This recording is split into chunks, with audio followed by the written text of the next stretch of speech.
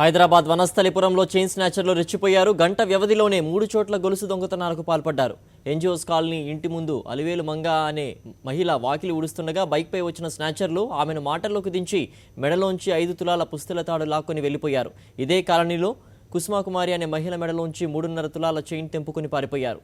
హుడా సాయినగర్ కాలనీలో బైక్పై వచ్చిన 2 గుర్తు తెలియని వ్యక్తులు కృష్ణవేణి అనే మహిళ మెడలో ఉన్న 4 తులాల గొలుసు అపహరించారు. ఈ ఘటనపై పోలీసులు కేసు నమోదు చేసి దర్యాప్తు జరుపుతున్నారు.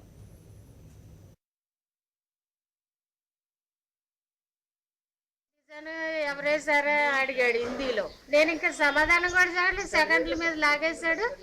నేను ఇక లాగుతున్నాడు అని తెలుసుకుని ఇది ఇట్లా గట్టిగా పట్టుకునేసరికి ఈ చూస్త్రాల వరకు నా చేతిలోకి వచ్చింది. ఎన్ని తులాలు ఉంటాయి?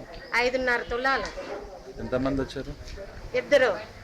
అంటే బైక్ మీద ఉన్నవాడు నేను మామూలుగా ఈ కాలనీలో తిరిగేస్తున్నాను అనుకుని దొంగ దొంగ అని నాకు ఇక అవన్నీ గుర్తు లేదండి. మరింత సమాచారాన్ని మా కరెస్పాండెంట్ శివశంకర్ అందిస్తారు. శివశంకర్, చెప్పండి, వరుసగా 3 చోట్ల చైన్ స్నాచింగ్ కు పాల్పడినట్టు తెలుస్తుంది. దీనిపై పోలీసులు ఏమంటున్నారు? ఏమైనా వివరాలు దొరికాయా? Good morning Siddheshwar.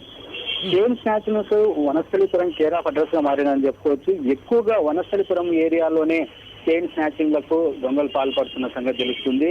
ఈ రోజు గంట వ్యవధిలోనే 3 నెలల నుంచి చైన్ స్నాచింగ్ లకు పాల్పడ్డారు. ఒకే ఏరియాకు సంబంధించినట్టు అంటే చుట్టుపక్కల ఉన్నటువంటి వనస్థలిపురంలోని ఎన్జిఓస్ కాలనీ, అదే విధంగా హుడా సాయినగర్ కాలనీ, ఈ 2 ప్రాంతాలలోనే 3 చైన్ స్నాచింగ్లు చేశారు. తరచూ వనస్థలిపురంలోనే ఇటువంటి చైన్ స్నాచింగ్ పాల్పడుతున్నారు. తెల్లవారుజాము నుంచి 9 గంటల ప్రాంతంలోనే ఎక్కువగా చైన్ స్నాచింగ్ పాల్పడుతున్నారు. అయితే దీనిపై ప్రత్యేక శ్రద్ధ వహించాల్సిన పోలీసులు ఎప్పుడు వీటిని పట్టుకోవడంలో మాత్రం నిర్లక్ష్యం వహిస్తున్నారు.